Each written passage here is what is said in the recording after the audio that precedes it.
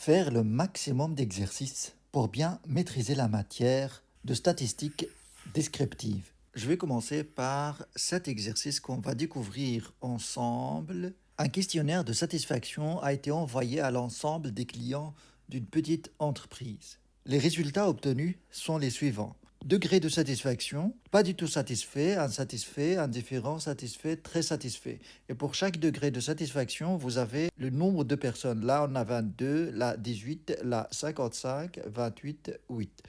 Les questions. La première question, on va déterminer les éléments suivants.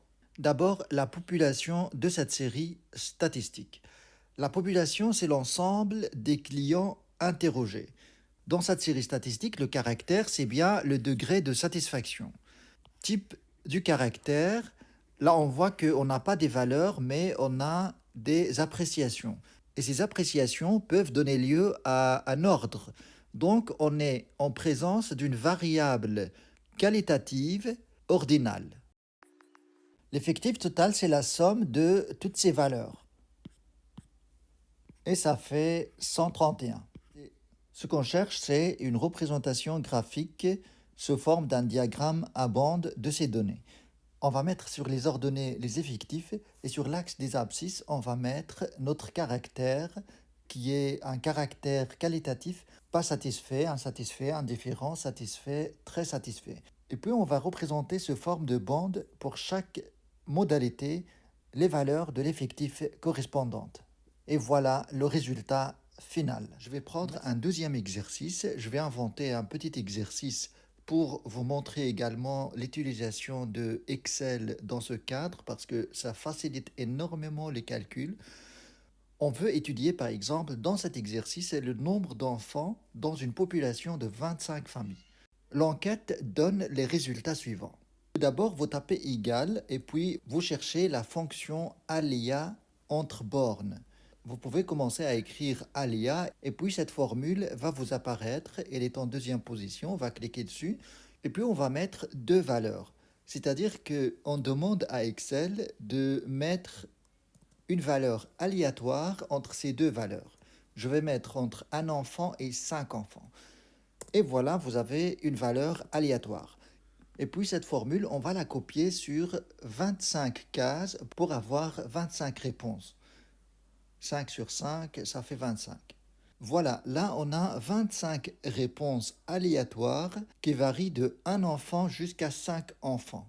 Vous voyez ici qu'à chaque fois que je fais une manipulation, les chiffres changent parce qu'il y a toujours cette formule derrière les cases. Et pour éliminer cette formule et garder que les chiffres dans les cases, il faut sélectionner ces valeurs, les copier, et puis pour coller, vous choisissez collage spécial, et puis vous choisissez valeur. Et comme ça, vous aurez dans les cases que les valeurs sans formule. Et puis imaginez qu'on vous demande par exemple de compléter un tableau de cette nature. Vous avez la variable xi, et puis la deuxième colonne ni, et puis ni fois xi, ni fois xi au carré, fi, les fréquences, et puis l'effectif cumulé croissant. Avec Excel, compléter ce tableau, c'est très facile. Pour la variable xi, on sait que ça varie de 1 jusqu'à 5. Donc, on va mettre des valeurs de 1 jusqu'à 5 pour xi. On va commencer avec 1, puis la deuxième valeur 2. Et là, pour compléter le reste, c'est très simple. Vous sélectionnez les deux valeurs ici ensemble. Il faut bien faire attention à ne pas prendre le coin ici. Si vous prenez ce coin de la case, c'est que vous copiez la formule ou bien les valeurs. Donc là, j'ai sélectionné simplement les deux cases ici. Maintenant, je vais copier la suite. Parce que Excel reconnaît que si on met 1 et puis 2, Excel reconnaît qu'il y a une suite de valeurs 1, 2, 3, 4, 5. Donc je vais copier jusqu'à 5. On peut copier jusqu'à l'infini, mais là je vais aller jusqu'à 5 ici. Et on a nos 5 valeurs ici pour xi. Et là on sait très bien que notre tableau va se limiter ici. On peut mettre un petit cadre sympa. Je vais prendre ce cadre-là par exemple. Et il suffit de compléter le reste. Et pour n, on va simplement mettre combien de fois la valeur se répète dans la série statistique. Le 1 se répète 2 fois. On va mettre ici 2 fois. 2 se répète une fois, 2, 3, 4, 5, c'est tout. Donc je vais mettre dans la case 5. 3 se répète une fois, 2 fois, 3 fois, 4 fois, 5 fois, 6 fois, 7, 8. 8 fois. Donc je vais mettre ici 8. 4 se répète une fois, 2 fois, 3 fois, 4 fois, 5 fois, c'est tout. 5 fois. Donc je vais mettre ici 5. Et 5 se répète une fois, 2 fois, 3 fois, 4 fois. Je vais mettre ici 4. Là, je ne sais pas s'il y a une formule pour repérer combien de fois les valeurs se répètent, mais on peut le faire pour cet exercice facilement. Il y a ici un autre 5 que j'ai oublié, donc c'est 5 fois, pas 4 fois. Je vais mettre ici 5. Voilà. Maintenant, le reste du tableau, c'est très facile. On va le compléter avec des formules très simples. NI fois XI. Vous sélectionnez la case, vous mettez le signe égal et puis vous sélectionnez en fait la valeur NI. Vous écrivez fois, on écrit ici. Là où il y a D13, on peut cliquer dessus pour écrire ce qu'on veut. Et puis vous sélectionnez l'autre case, voilà, c'est 13. Et puis vous appuyez sur Enter ou bien égal. Et vous avez ici le résultat 2. Et pour compléter le reste, vous n'allez pas répéter la même chose, vous allez simplement prendre le coin ici de la case et vous le glissez jusqu'en bas et ça copie la même formule pour les autres valeurs. Et si vous vérifiez ici les valeurs que vous obtenez, le 10 c'est le 5 fois 2, 24 c'est le 8 fois 3, 20 c'est le 5 fois 4, 25 c'est le 5 fois 5. Pour cette colonne-là, c'est la même chose. Je vais centrer un peu les valeurs pour que ce soit plus clair. Je vais aller chercher centre, centré. Alors, ici, on a NI fois XI au carré. NI fois XI, on l'a déjà ici. On va simplement multiplier ces cases-là avec XI encore une fois pour donner X au carré. Donc, on va commencer par mettre égal dans la case. Vous sélectionnez cette case et puis vous mettez pareil fois et vous sélectionnez NI. Et puis Enter. Et vous avez votre valeur. Pour copier cette valeur, il suffit de chercher le coin ici de la case et vous glissez jusqu'en bas.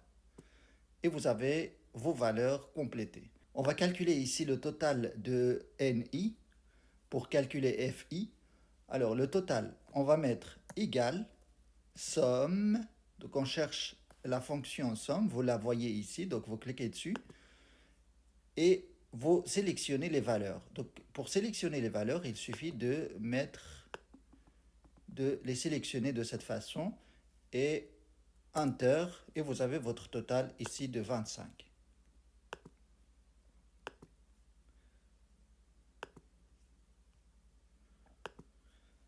Pour calculer les fréquences, on va mettre égal, on sélectionne la case NI et on va diviser par le total.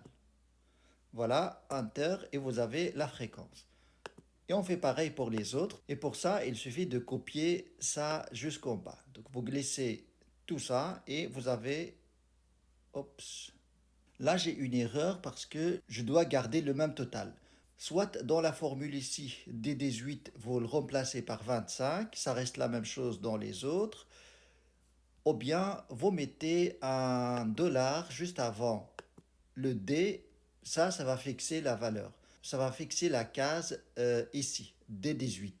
Parce que ce qui s'est passé ici, pour avoir cette erreur-là, eh bien, à chaque fois que je descends d'une case, je divise sur une valeur vide ici. Donc c'est pour ça que, puisqu'on connaît maintenant que le total est de 25, je peux mettre divisé par 25 ici et ça reste la même pour les autres valeurs. Enter. Et puis je copie cette fois-ci le reste. Voilà. Mais là, j'ai pris aussi le F, donc j'ai copié aussi le F, je vais les supprimer. Voilà, si vous voyez ici dans la formule, vous avez 25 partout. Maintenant, les effectifs cumulés croissants. Comment on peut les calculer? On met égal et on clique sur la première case, on fait Enter. Et pour la deuxième, on met encore égal et on va cliquer sur la case d'avant plus le 5 parce qu'on cumule à chaque fois les effectifs aux effectifs d'avant. Donc je fais cette case plus, je mets plus le 5 de cette case. Enter. Et là, je peux copier cette valeur, je peux copier cette formule sur les autres et je vais avoir les effectifs cumulés. Vous voyez que ça se finit par 25, c'est le total que vous avez ici, ce qui est un bon signe que c'est correct. Voilà pour le tableau, vous voyez que ça peut se faire sur Excel très rapidement. Je peux copier ici le total, la formule du total sur les autres valeurs ici. Voilà. Maintenant, on peut calculer, par exemple, imaginez que l'exercice vous demande de calculer la moyenne, la variance, écart type.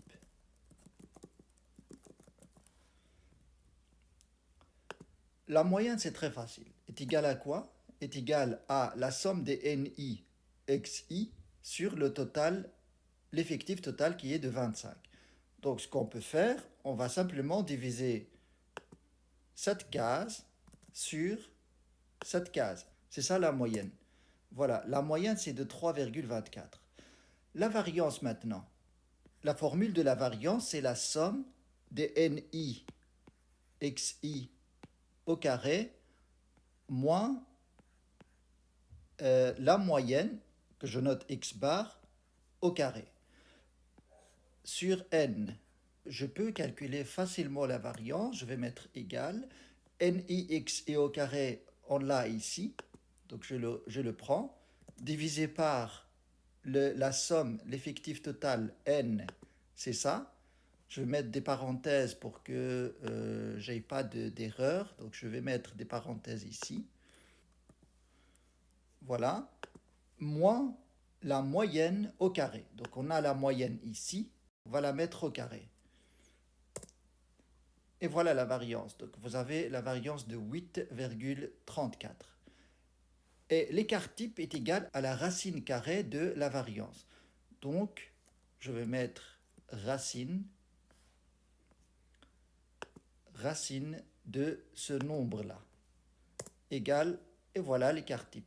Vous voyez que ça peut se faire très très rapidement avec Excel. Dans l'exercice 2 en statistique, je vous avais montré des astuces pour calculer pas mal de choses en statistique. La variance, la moyenne, l'écart type. Alors, Excel, c'est un logiciel de Microsoft. L'équivalent chez Apple, c'est Numbers. Sur cette application, on peut calculer des choses de la même manière très facilement. Et en statistique, on a presque les mêmes formules sur cette application également. Je prends ici un exercice n'importe. Dans l'exercice 2, j'ai utilisé une fonction qui s'appelle alia entre bornes, qui donne des valeurs aléatoires entre deux valeurs extrêmes. Là aussi, il y a une fonction similaire. Je vais mettre des valeurs aléatoires entre 0 et 1000. Vous cliquez sur n'importe quelle case et puis appuyez sur égal. Vous voyez qu'en bas ici, vous avez l'endroit où vous pouvez écrire votre fonction. Et vous avez le signe ici fonction. Vous pouvez aller chercher votre fonction ici, une catégorie de fonctions également, en finance, durée, date et heure, etc. Ce que je vais faire, je vais chercher la fonction aléatoire. Donc ça commence par aléa. Vous voyez que ça apparaît ici. On peut cliquer dessus. Et là, dans cette formule, je dois mettre la valeur inférieure et la valeur supérieure. Et l'application va proposer une valeur entre ces deux extrêmes. Je vais mettre la valeur inférieure, c'est 0, et la valeur supérieure, je vais mettre 1000. J'ai ici une valeur aléatoire entre 0 et 1000. Si je veux copier cette formule sur d'autres cases, il suffit d'aller chercher ici cellules et puis remplir automatiquement les cellules. Et là, vous voyez qu'il y a le signe égal un peu partout autour de la case. Je peux prendre n'importe quel égal et le glisser pour copier la formule dans d'autres cases. Je vais copier dans ce sens par exemple, donc jusqu'ici. Et si je veux faire la même chose de l'autre côté, je n'ai qu'à recommencer la même chose. Je vais appuyer sur remplir automatiquement les cellules et puis je glisse ce égal jusqu'où je veux. Je peux très bien aller plus loin que ça. Donc là, vous voyez que on a plein de valeurs aléatoires qui sont comprises entre 0 et 1000. Je vais mettre un cadre pour ce tableau. C'est des valeurs aléatoires. On va prendre des exemples de calcul statistique. Le mode, je vais prendre médiane, je vais prendre moyenne, variance, écart type. Alors, pour le mode, ce que vous allez faire pour calculer le mode de cette série statistique, il suffit de cliquer sur égal, commencer à écrire mode et vous allez voir qu'il y a déjà une proposition ici. Vous avez mode ici, vous entrez valeur. Alors la valeur, vous sélectionnez toutes les valeurs ici. Je pense que si je clique Enter, toutes les valeurs vont être changées parce qu'il y a la formule derrière les cases et l'application propose d'autres valeurs aléatoires. Mais ce n'est pas grave, l'essentiel c'est de comprendre qu'on peut très bien calculer le mode d'une série statistique facilement de cette façon. Donc je clique sur Enter. Voilà, le mode de cette série statistique c'est 533. Si vous cherchez la valeur qui s'est répétée le plus de fois ici, vous allez trouver que c'est 533. Vous l'avez ici, vous l'avez ici, et puis c'est tout.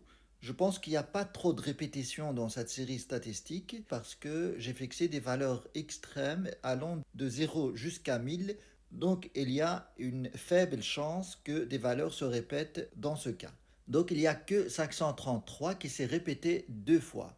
Et ça donne en même temps le mode de la série statistique. Pour la médiane, exactement pareil, appuyez sur égal et puis commencez à écrire médiane. Vous voyez que le programme propose déjà médiane. Pour mettre des valeurs, il suffit de les sélectionner. Donc on sélectionne des valeurs, on appuie sur Enter et vous avez la médiane ici de 310. Vous voyez que le mode est parti parce qu'il n'y a aucune valeur qui se répète et que, bon, on ne va pas prendre toutes les valeurs comme mode, ça n'a pas de sens. Donc c'est pour ça qu'il y a ce signe-là. Mais la médiane, on peut très bien la calculer. Si j'ordonne ces valeurs dans un ordre croissant, allant de la plus petite valeur à la plus grande, eh bien, le milieu de ces valeurs, ça va faire 311.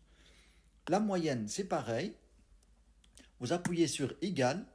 Vous commencez à écrire moyenne, voilà, appuyez sur Enter et vous sélectionnez les valeurs. Vous sélectionnez toutes ces valeurs-là, vous mettez Enter et vous avez votre moyenne. Vous voyez que mon mode revient parce que une fois que j'appuie sur Enter, il y a d'autres valeurs aléatoires qui se proposent par le programme parce que il y a derrière les cases des formules. Et la médiane est changée également. Alors maintenant, on va calculer la variance. Vous mettez signe égal, commencez à écrire variance et vous choisissez var.p, c'est-à-dire une variance pour une population. Et là, on va sélectionner les valeurs, Enter, et vous avez la variance ici. L'écart type, c'est pareil, égal, écart type. Là aussi, on va sélectionner écart type P, écart type d'une population. Voilà. Et on sélectionne les valeurs. Enter. Vous avez l'écart type ici, qui n'est rien d'autre que la racine carrée de cette valeur-là. Regardez si je fais ici racine carrée égale racine et je mets ce chiffre-là. Vous voyez que c'est la même chose. C'est la même chose qu'ici. C'est la racine carrée. Et cet écart type, on l'a calculé sur base de la série statistique et non pas sur base de cette valeur-là. Mais ça donne la même chose. Alors, qu'est-ce qu'on peut calculer d'autre? Eh bien, il y a plein d'autres paramètres, par exemple les quartiles. On met égal, quartile. Alors, on va choisir quel quartile? Premier, deuxième, donc il y a des propositions déjà ici. Donc, on va choisir le premier quartile et on va sélectionner les valeurs. Donc, on appuie ici pour sélectionner les valeurs. On sélectionne tout, Enter, et vous avez ici le quartile. Voilà. Et dans cette série statistique qui vient d'être affichée, il n'y a pas de répétition. C'est pour ça que le mode est parti aussi. Comment faire pour calculer la médiane dans le cas d'une variable continue? Pour répondre à cette question, je vais prendre un exercice pratique. Le voici. Montant payé par des clients pendant une période des soldes dans un magasin X. Pendant cette période, on a 43 clients payent entre 0 et 100 euros, 50 clients entre 100 euros et 200 euros, 56 clients entre 200 et 300, etc. Alors, la question par rapport à cet exercice, il y en a deux. La première question, il faut préciser le caractère et sa nature. Le caractère, c'est la variable statistique. Et la variable statistique, on l'a toujours dans la première colonne, ici. Qu'est-ce qu'on représente dans cette première colonne? On représente les sommes payées par les clients. Eh bien, c'est ça la variable statistique. Il s'agit bien du montant payé par les clients.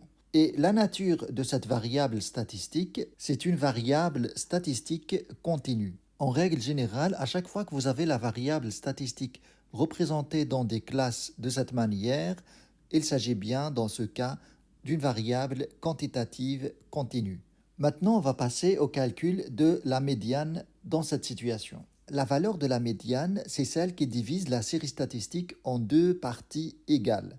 Donc, on doit faire ce calcul. La somme des effectifs divisée par 2, ça donne 109,5. Donc, la valeur de la médiane peut se calculer sur base de ce tableau. Je vais calculer une autre colonne par rapport à ce tableau, la colonne des effectifs cumulés croissants. On commence par 43. 43 plus 50, ça fait 93. 93 plus 56, ça fait 149. 149 plus 34, ça fait 183. 183 plus 23, ça fait 206. 206 plus 13, ça fait 219. Et ce 219, c'est le total des effectifs. Donc, pour calculer la médiane, on va voir ça correspond à quelle valeur, à quelle classe ce 109. Jusqu'à 93, on est à 200 euros. Donc 109,5 euros se situe dans cette classe-là, puisqu'on a ici la valeur maximum, c'est 149. Donc la médiane se situe dans cette classe-là, 200 et 300. On peut l'écrire, vous avez 200, c'est la valeur minimum. Au milieu, on a notre médiane et la valeur maximum, c'est 300. Je sais que ma médiane correspond à la moitié de l'effectif total. Donc ça correspond à 109,5. La valeur de 200, c'est ce qu'on a ici dans le tableau. Ça correspond à l'effectif maximum de 93. Donc on va mettre 93 ici. Et l'effectif maximum qui correspond à 300, c'est 149. Donc on va l'écrire ici, 149 clients. Eh bien, pour répondre à cette question, on fait une petite règle de 3. Pour calculer la valeur de la médiane, on suppose qu'il y a une proportionnalité entre ces valeurs. C'est-à-dire que cette variation-là sur cette variation est égale à cette variation-là sur cette variation. C'est ce que vous avez ici. La médiane moins 200 sur 300 moins 200 est égal à 109,5 moins 93 sur 149 moins 93. Et donc notre médiane peut se calculer très facilement de cette manière. On met cette valeur de l'autre côté, donc ça devient ici, on l'a ici, et moins 200, ça devient plus 200 de l'autre côté. Et après le calcul de tout ça, on trouve notre valeur de médiane qui est de 229 euros. Exercice 5 en statistique. Imaginez par exemple que vous engagez un certain nombre de travailleurs pour construire une petite maison et que vous attribuez des salaires différents à ces travailleurs. On va dire par exemple que celui-là, vous lui donnez un salaire de 800 euros.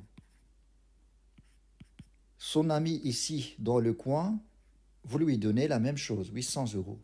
Celui-là qui est très agressif, on va lui donner 1000 euros pour le calmer. Celui-là aussi, on va lui donner 1000 euros. Il faut se méfier des apparences. Celui-là est très sympa, très calme, on va lui donner 200 euros. Pareil pour celui-là, on va lui donner 200 euros. Et ce dernier-là, on va lui donner 500 euros. Voilà notre exercice. Est-ce que cette distribution est égalitaire ou bien à quel point cette distribution n'est pas égalitaire? Pour cela, la question c'est de tracer la courbe de Lorenz. Dans un premier temps, il faut repérer la variable statistique. La variable statistique, c'est les salaires distribués. On va construire notre table statistique. Vous avez XI, c'est les salaires. NI, c'est l'effectif. Combien de fois un salaire se répète? On va les mettre dans un ordre croissant. On commence par la valeur la plus faible, c'est 200 euros. Donc on va mettre ici 200 euros. Ce 200 euros est répété deux fois. Donc on va mettre dans l'effectif deux fois. Après 200 euros, on a 500 euros. Ce 500 euros est donné à une seule personne. Et puis on a 800 euros donné à combien de personnes? Deux personnes. Et puis on a 1000 euros donné à deux personnes. Voilà notre table statistique. On a un total ici. Ce total est de 7 personnes. Voilà notre table statistique.